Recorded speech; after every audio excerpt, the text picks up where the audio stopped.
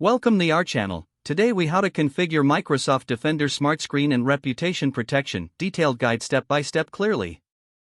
To configure Microsoft Defender SmartScreen, first, open the Start menu.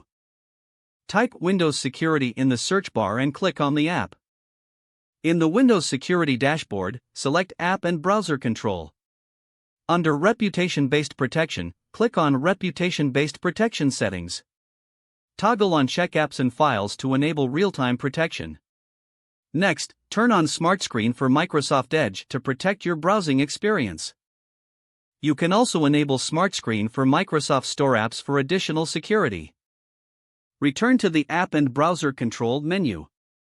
Select Exploit Protection Settings for advanced configurations. Configure settings according to your security preferences. To check overall performance, review the security history in Windows Security. For additional settings, navigate back to the Windows Security dashboard. Select Virus and Threat Protection to ensure full coverage. In this section, you can run a quick or full scan of your system. Consider enabling controlled folder access for protecting important files. Return to the main menu and select Device Security to manage hardware security features. For more granular control, click on Core Isolation Details. To ensure maximum protection, keep your OS and apps up. Regularly review the settings to adapt to any new security threats. With these steps, your Microsoft Defender SmartScreen and reputation protection will be effectively configured. If the page does not load, refresh the browser or try again in a private or incognito window. Make sure you are using the correct email address, then retype it carefully to avoid small typos. If your password is not accepted, use the reset option and create a new strong password you can remember.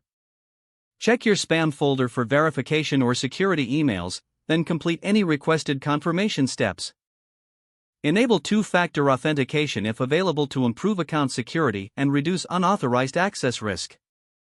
After signing in, review your profile details so your contact information and settings are accurate and current.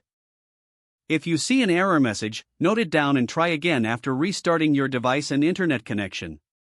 Log out when you finish, especially on shared devices, to keep your account and payment information secure. If the page does not load, refresh the browser or try again in a private or incognito window.